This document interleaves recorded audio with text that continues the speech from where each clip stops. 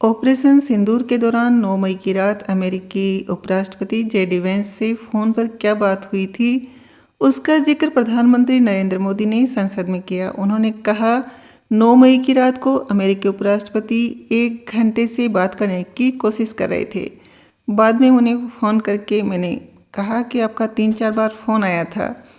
उन्होंने मुझसे कहा कि पाकिस्तान बड़ा हमला करने वाला है। मेरा जवाब था, अगर पाकिस्तान का यह इरादा है तो उसे बहुत महंगा पड़ेगा और हम उससे भी बड़ा हमला करके जवाब देंगे।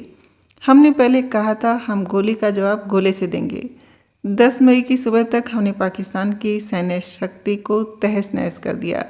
यही हमारा जवाब था और यही हमारा जज्बा था।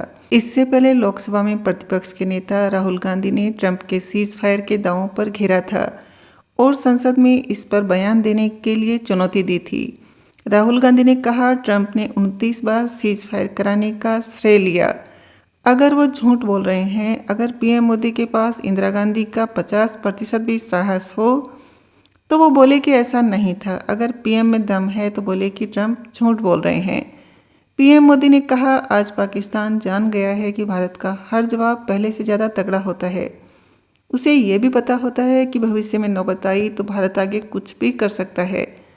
पीएम मोदी ने साफ लफ्जों में कहा कि दुनिया के किसी भी नेता ने भारत को ऑपरेशन रोकने के लिए नहीं कहा। इस पर विपक्षी की ओर से जोरदार हंगामा शुरू हो गया। पीएम मोदी ने कहा, लोकतंत्र के इस मंदिर में मैं फिर कहना चाहता हूं कि ऑपरेशन सिंदूर जारी है। पाकिस्तान ने अगर दुस्साहस की कोशिश की तो उसे करारा जवाब मिलेगा। उन्होंने कांग्रेस पर मुद्दों के लिए पाकिस्तान पर निर्भर होने का आरोप लगाया। इसके बाद एक बार फिर विपक्षी बेंच की ओर सांसद खड़े होकर हंगामा करने लगे। पीएम मोदी ने कांग्रेस पर तीखा हमला करते हुए उस पर स्वार्थ की राजनीति करने का आरोप लगाया। प्रधानमंत्री ने शाम करीब 6:30 बजे जब भाषण शुरू किया तो कहा, जिन्हें भारत का पक्ष नहीं दिखता है उन्हें मैं आईना दिखाने के लिए खड़ा हुआ हूँ। इसके बाद उन्होंने कहा, दुनिया में किसी भी देश ने भारत को अपनी सुरक्षा में कार्रवाई करने से रोका नहीं है।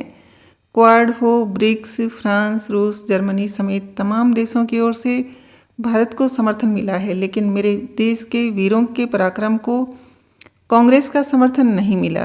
पीएम मोदी ने कहा, 3-4 दिन बाद ही कांग्रेस कहने लगी, कहाँ गई 56 इंच की छाती, कहाँ खो गया मोदी, मोदी तो फेल हो गया। वे मजा ले रहे थे। पहलगाम में लोगों की हत्या में भी वो अपनी स्वार्थी राजनीति तलाश रहे थे और मुझ पर निशाना साध रहे थे। इसके बाद विपक्षी बेंचों की ओर से फिर हंगामा शुरू हो गया। लोकसभा अध्यक्ष को पीएम मोदी के भाषण के बीच विपक्षी दलों को नसीहत देनी पड़ी। प्रधानमंत्री ने कहा, 22 अप्रैल का बदला हमारी सेना ने 22 मिनट में निर्धारित लक्ष्य के साथ ले लिया। उन्होंने कहा, पहली बार ऐसा हुआ कि भारत की ओर ऐसी रणनीति बनी कि जहां हम पहले कभी नहीं गए। हम पहुंचे, पाकिस्तान के कोने कोने में आतंकी अड्डों को धुआं कर दिया, बहावलपुर, मुरीदके को भी जमींदोज कर दिया। ऑपरेशन सिंदूर के दौरान पूरी दुनिया ने आत्मनिर्भर भारत की ताकत को पहचाना। मेड इन इंडिया ड्रोन और मिसाइल ने पाकिस्तान की पोल खोल कर रख दी।